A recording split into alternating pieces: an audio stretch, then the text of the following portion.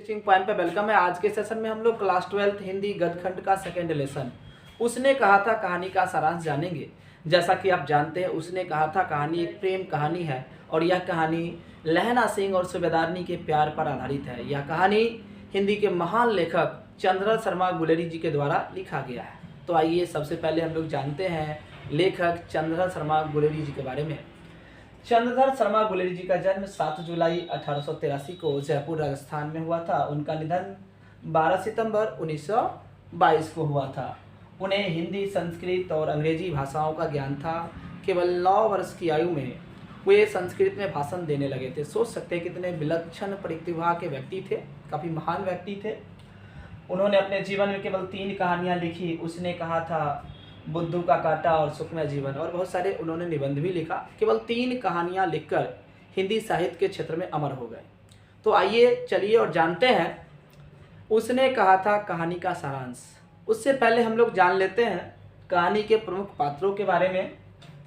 उसने कहा था कहानी का जो नायक है, आप हीरो बोल सकते हैं, वो लहना सिंह है, और इस कहानी की नायिका सूबेदारनी है, आप हीरोइन बोल सकते हैं।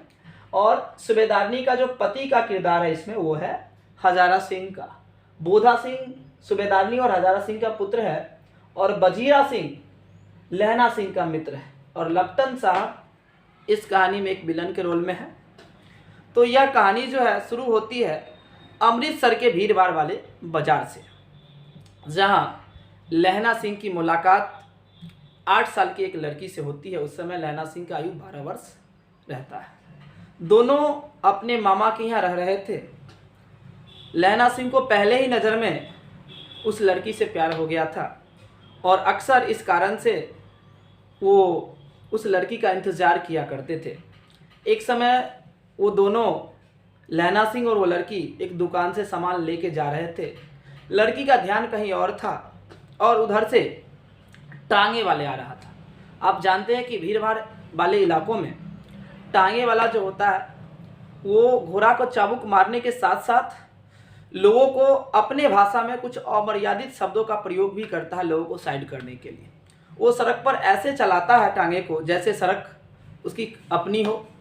तो जैसे ही लहना सिंह का ध्यान उस लड़की पे पड़ा कि लड़की टांगे के नीचे आने वाली है, तो लहना सिंह दौड़ के जाता है और उस लड़की को टांगे के नीचे आने से बचाता है।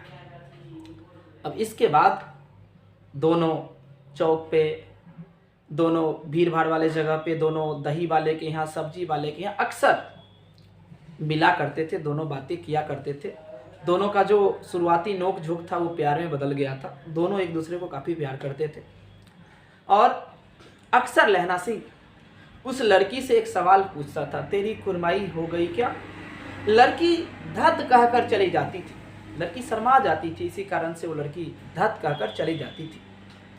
कुछ दिन बीतता गया। लहना सिंह बार बार उससे यही प्रश्न पूछा करता था मिलते समय कि तेरी कुरमाई हो गई क्या, अर्थात तेरी मंगनी हो गई क्या? तो लड़की धक्का कर चली जाती थी।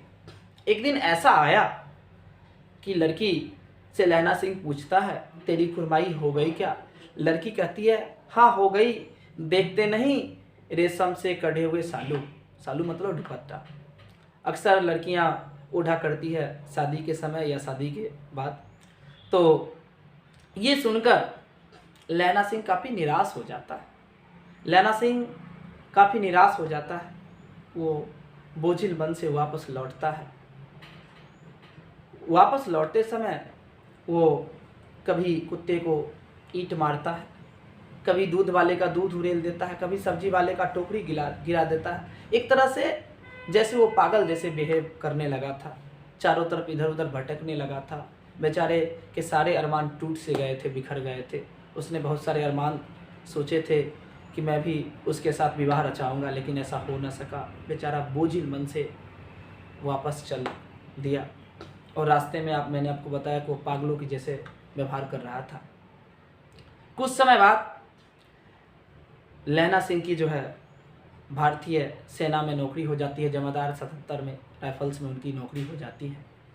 समय बीतता जाता है, और जब वो नौकरी कर रहे होते हैं तो 7 दिनों के लिए उन्हें छुट्टी मिलती है। जब वो गांव आते हैं तो 7 दिनों के 7 दिनों बीते ही नहीं थे कि उन्हें सेना से चिट्ठी आती है, मैसेज आता है कि महायुद्ध छिड़ गया है। प्रथम विश्व युद्ध की बात मैं कर रहा हूँ। विश्व युद्ध शुरू हो गया है, इसलिए तुरंत उन्हें बुलावा आता कि आना है। और उसी समय सूबेदार हजारा सिंह का इन्हें खत मिलता है कि मेरे घर होते चलो, मैं भी चलूँगा। तो जैसे ही लहना सिंह सूबेदार हजारा सिंह के घर पहुंचता है तो सूबेदार हजारा सिंह लहना सिंह से कहता है कि थोड़ा सा मिल लो, सूबेदारनी से मिल लो, वो तुमको जानती है। जब लहना सिंह जाता है तो सूबेदारनी को नहीं पहचान पाता है, क्योंकि अक्सर शादी के बाद लड़कियों की जो वेशभूषा होती है वो बदल सी जाती है, लेकिन लड़कों के वेशभूषा में शायद कम बदलाव होता है। इस कारण से सूबेदारनी लहना सिंह को पहचान जाती है कि यह वही लड़का है जिससे मैं मिला करता था, जिससे मैं बातें किया करता था और जिसने मेरा जान बचाया था। लेकिन लहना सिंह नहीं पहचान पाया कि यह वही लड़की है। इस कारण से लहना सिंह कहता कि मैं नहीं पहचान पाया आपको। तो लड़की कहती है तेरी कुरमाई हो गई क्या?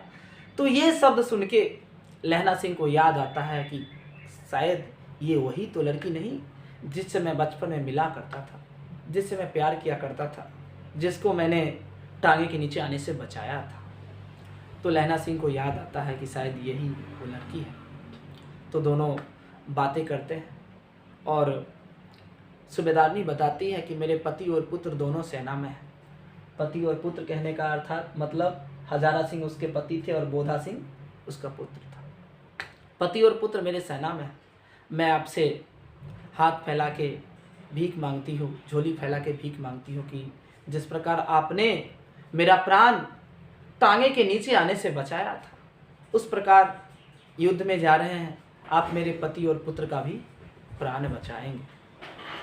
तो तीनों वहाँ से युद्ध के लिए चले जाते हैं। सेनाएं जो थी वो खंदक में छुपकर युद्ध लड़ रही थी। तो उसी समय सेना के कैंप में एक अंग्रेज के ऑफिसर का भेष बना के एक जर्मन घुसपैठिया आ जाता है और सूबेदार को दूसरे जगह भेज देता है। सूबेदार को दूसरे जगह भेज देता है ड्यूटी पर, और वह उसका उद्देश्य था उस सेना के कैंप को बम से उड़ाने का। तो वो जो जर्मन घुसपैठिया था उसकी जो भाषा थी, उसकी भाषाई शैली जो थी वो अंग्रेज के ऑफिसर से मिल नहीं रही थी। इस कारण लहना सिंह को शक हुआ कि लगता है कि कोई घुसपैठिया आ गया है। उसने दिया सलाई लाने के बहाने वो जाता है और अपने दोस्तों को सतर्क कर देता है कि अपने कैंप में कोई जर्मन घुसपैठिया आ गया है। अब यह सुनकर सारे उसके जो सैनिक साथी रहते हैं वो सतर्क हो जाते हैं। तब तक सूबेदार हजारा सिंह को भी सूचित किया जाता है कि कैंप में कोई जर्मन घुसपैठिया आ गया है। और जब वो वापस आता है तो उतने में वो बम में दिया सलाई से वो आग लगाने वाला था लपटन। तो दोनों में हाथापाई होती है और इतने में से वो बड़ा सा कोट पहने हुआ था वो जर्मन घुसपैठिया अपने नीचे वाले जेब से वो एक पिस्टल निकालता है और लहना सिंह के पैरों में गोली मार देता है। लहना सिंह घायल हो जाता है।